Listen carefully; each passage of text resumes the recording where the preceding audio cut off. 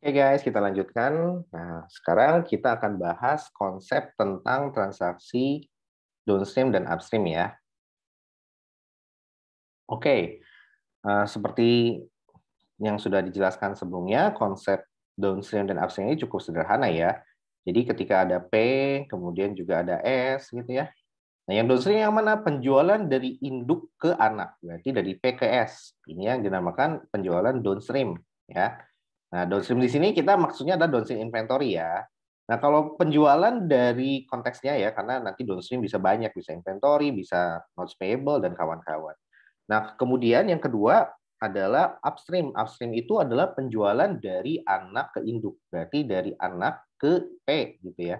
Nah, inilah yang dimaksud dengan upstream. Nah, ini juga saya batasi, ini adalah konteksnya inventory. Ya. Terus dalam kasus penjualan hulu atau downstream, nah ini dinamakan penjualan hulu kalau downstream ya bahasa Indonesianya. Kalau upstream penjualan hilir ya. Oke, kita bahas yang downstream dulu. Di dalam income pay ya, termasuk profit yang belum terrealisir yang ada di dalam ending inventory. Income S-nya tidak terpengaruh sehingga bagian laba kepentingan non pengaruh juga tidak terpengaruh. Nah, maksudnya apa ini, Pak? Maksudnya, jika ada profit yang belum terrealisir, maksudnya adalah ketika ada penjualan downstream, ya, kemudian dari P gitu ya, jual ke S gitu ya. Nah, ini kan jual downstream, ya.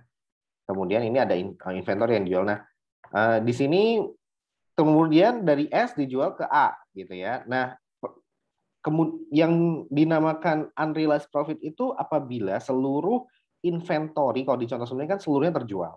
Nah, dari seluruh dari inventory yang dibeli dari P itu baru 90% yang terjual. Nah, gitu maksudnya ya. Misalkan ya tidak semuanya terjual. Nah, misalkan 90% terjual. Nah, maka ada 10% yang menjadi unrealized profit ya. Ini menjadi unrealized gross profit ya. Jadi saya tulisannya URGR gitu ya, unrealized gross profit GP ya, URGP gitu ya. Nah, berapa persen Pak? 10% gitu. Karena ini yang belum terjual. Nah, ini semua masih mengendap 10% unrealized ini masih mengendap di ending inventory-nya si S ya, ending inventory-nya S. Nah, seperti itu ya. Sehingga apa? Sehingga yang perlu kalian semua perhatikan adalah bahwa dari konsep konsolidasi, maka unrealized ini harus dihapus, ya, harus dihapus, ya. Unrealized ending inventory ini harus dihapus. Nah, gitu ya. Maka itu nanti kita bikin eliminasinya ya. Kita akan menghapus si unrealized ending inventory ini, unrealized profit-nya gitu ya. Nanti ini harus dihapus. Kalau yang contoh sebelumnya kan transaksi resiprokalnya yang dihapus. Kenapa? Karena 100% terjual. Nah, kalau tidak 100% terjual ada tambahan eliminasi. Selain transaksi resiprokal ya, yaitu sales ya pada COGS gitu ya. Nah, ditambah lagi kita mengeliminasi unrealized profit ini gitu ya. Kita akan mengeliminasi unrealized gross profit ini ya. Nah, itu tambahannya ketika ada beberapa barang yang belum terjual. Nah, cuman di sini kita dibedakan. Kalau transaksinya downstream sama upstream, jurnalnya sama, tetapi nilainya yang berbeda. Nilai unrealized profit-nya yang berbeda. Nah, itu yang dimaksud dengan pernyataan ini. Nah, kenapa? Kalau untuk downstream, maka penjual income S tidak terpengaruh. Kenapa? Karena dalam penjualan dari PKS ya, ya unrealized profit itu beradanya di income si P, gitu ya. Yang mengakui unrealized profit itu pada dasarnya si P kalau dia downstream, ya. Jadi yang ini 10% ini kalau di S dia dalam bentuk ending inventory, gitu ya. Kalau di P, 10% dari unrealized gross profit ini, RGP gitu ya, ini dalam bentuk dia adalah sales ya. Udah dalam bentuk sales. Dikurangi dengan nanti COGS gitu ya, dikurangi dengan COGS. Nah, gitu ya. Ini jadi pengakuan pendapatannya atau gross profit-nya itu sebenarnya diakui di bukunya P gitu ya. Itu downstream. Yang di bukunya S itu cuma ending inventory-nya aja yang belum terjual, yang lebih besar ya, atau overstated gitu ya. Sedangkan apa namanya bentuk real dari unrealized gross profit-nya itu sebetulnya dicatat di bukunya P. Nah, sehingga income S tidak terpengaruh. Artinya apa? Ketika nanti si S akan memberikan net income kepada si P, yaitu nggak ada pengaruh dari si sales-nya ini, gitu ya. Karena si gross profit-nya dicatat di bukunya P, gitu ya. Nah, sehingga apa? Bagian laba kepentingan non pengendali juga tidak berpengaruh. Artinya apa? Ketika nanti S ini ngasih net income ke si P, gitu ya, ngasih net income, ya udah net income-nya cuma dikalikan dengan si proporsi kepemilikan P-nya aja, tanpa perlu dikurangi dengan si gross profit-nya atau unrealized gross profit tersebut yang diakibatkan downstream sales. Nah, kenapa tidak perlu dikurangi? Karena ini sebetulnya dicatat di bukunya P, gitu ya. Nah, bagaimana kalau upstream? Nah, kalau upstream berbeda lagi, gitu ya. Nah, kalau upstream ini P, ini S, gitu ya. Penjualan dari S ke P, gitu ya. Ini upstream. Nah, kalau upstream, maka di dalam income S termasuk, gitu ya, profit yang belum terrealisir. Jadi 10% misalkan sama ya, 10% unrealized. Nah, dari S, kemudian dari P, pertama ini upstream inventory, gitu ya. Ini tulisannya mohon maaf kurang bagus. Nah, jadi seperti ini ya. Ini upstream, kemudian dari P dijual ke B misalkan ya. Nah, yang baru dijual hanya 90% inventory yang dibeli dari S gitu ya. Nah, gitu. Jadi ini alur prosesnya. Jadi S menjual ke P inventory ya, kemudian P menjual ke B inventory juga gitu ya. Nah, tetapi yang dijual ke B itu tidak 100% ya, inventory si S. Nah, inventory si S yang berhasil terjual ke B nilainya hanya 90% saja. Artinya apa? Ada 10% yang menjadi unrealized gross profit, unrealized profit-nya.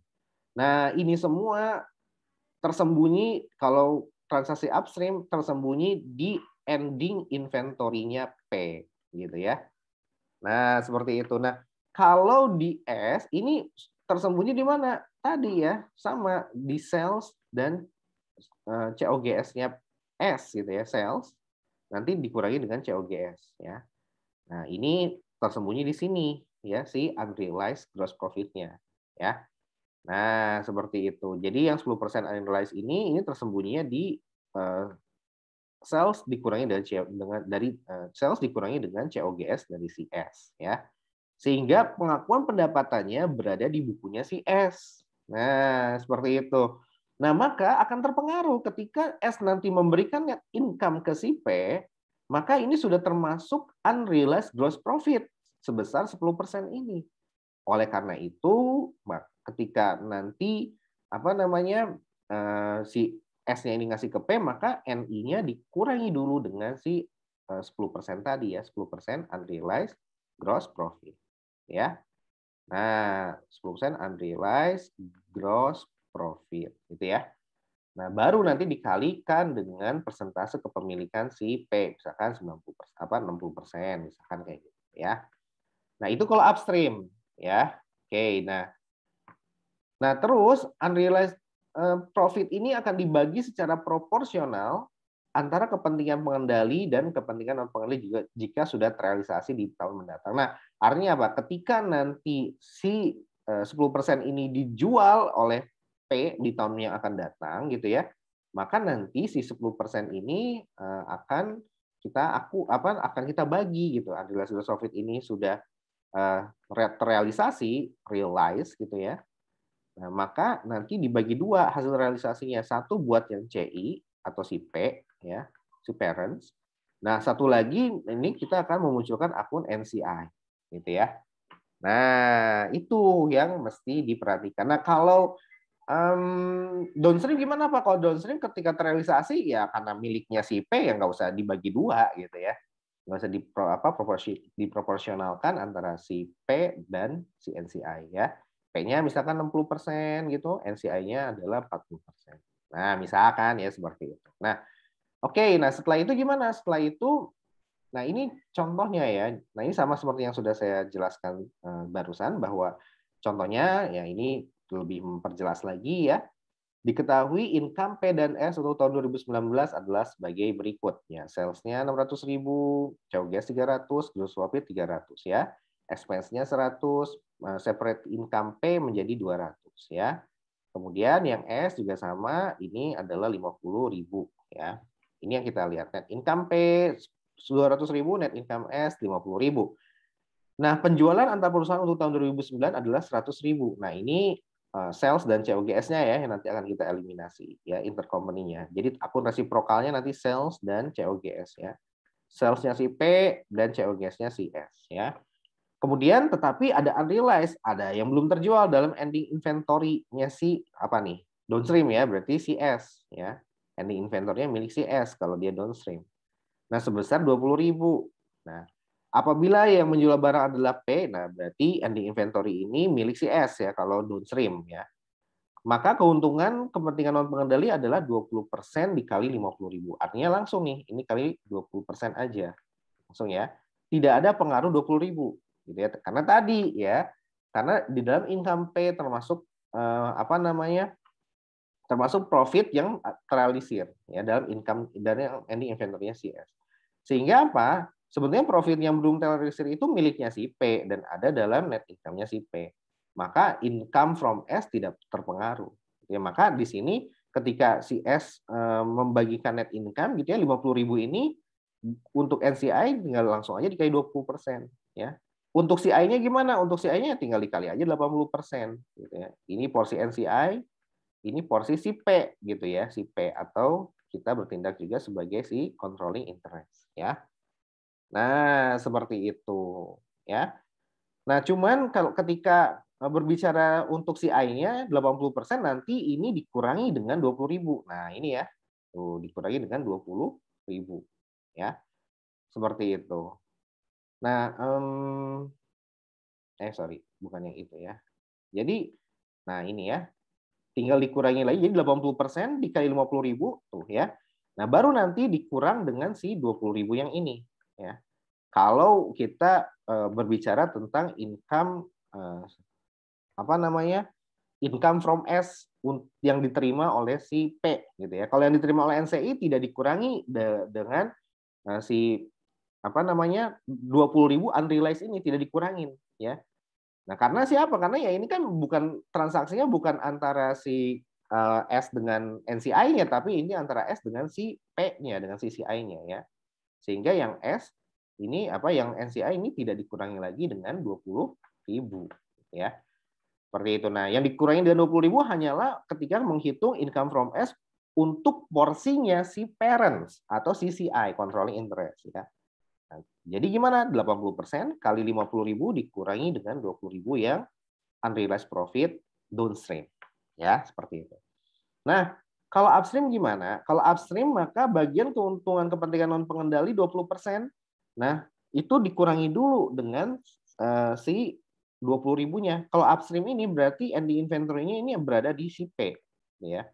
Nah, di sini nih lihat nih, di dalam income S termasuk profit yang belum terrealisir, ya. Sehingga apa? Sehingga akan berpengaruh ya, income from S-nya berpengaruh ya.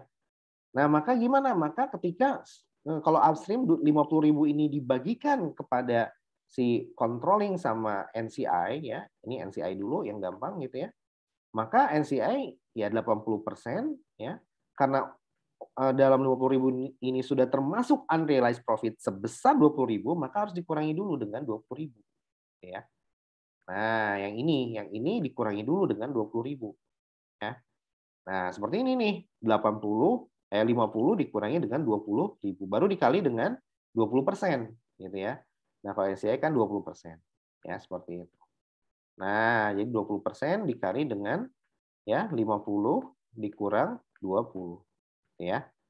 Nah, yang CI-nya gimana? Yang CI-nya juga sama. Yang CI-nya juga sama. 80% dikali berapa? 50 dikurang 20. Nah, seperti itu ya. Seperti yang ini nih. Nah, itu dampaknya. Jadi, kesimpulannya gimana, Pak? Kesimpulannya, gitu, gampang aja. 20.000 ini kalau dia downstream, ya, maka dia tidak dikalikan dengan si kepemilikannya. Ya, tidak dikalikan dengan si kepemilikan. Ya kalau dia downstream maka 20.000 ini tetap 20.000 is 20.000. Ya tapi kalau dia upstream ya, maka 20.000 ini dikalikan dengan kepemilikannya. 20.000 ini dikali dengan si tadi. Kalau dia bertindak sebagai CI gitu ya, kita berbicara CI ya atau P ya. Gitu ya, atau ini nggak usah CI ya. Ini P aja langsung ya. Kita karena kan yang bikin konsolidasi si P. Nah, kalau kita upstream gitu ya, kalau transaksinya adalah upstream, maka ya 20.000 ini unrealized profit ini P akan mengalihkannya dengan kepemilikannya 80%. Nah, gitu. Itu aja sih perbedaannya. Sehingga apa? Sehingga concern-nya adalah di sini. Ketika dia downstream tidak perlu dikalikan 80%, kalau dia upstream harus dikalikan 80%. Untuk menghitung apa? Untuk menghitung tadi unrealized profit-nya, dan nanti akan berdampak terhadap apa? Income from S. Nanti ini berkaitan dengan akun income from S. Ini juga sama. Jadi nanti akun income from S-nya akan, kalau dia downstream tidak perlu dikali 80%, kalau dia upstream maka dia dikali 80%. Nah, gimana Pak maksudnya Pak? Nanti ketika ada unrealized profit, si P akan mencatat income from S pada investment in S. Nah, gitu maksudnya. Nah, kalau dia downstream besarnya tetap 20.000 ya, income from S pada investment in S-nya. Nah, kalau dia upstream, income from S pada investment in S-nya itu besarnya 20.000 dikali 80%. Nah, gitu ya. Oke, semoga bisa dimengerti. Insya Allah nggak terlalu susah ya. Dan itu logika tersebut akan digunakan untuk video pembahasan selanjutnya ya, dan akan digunakan sampai AKL 2 ini beres. Itu aja yang bisa saya sampaikan untuk video kali ini. Semoga bisa bermanfaat.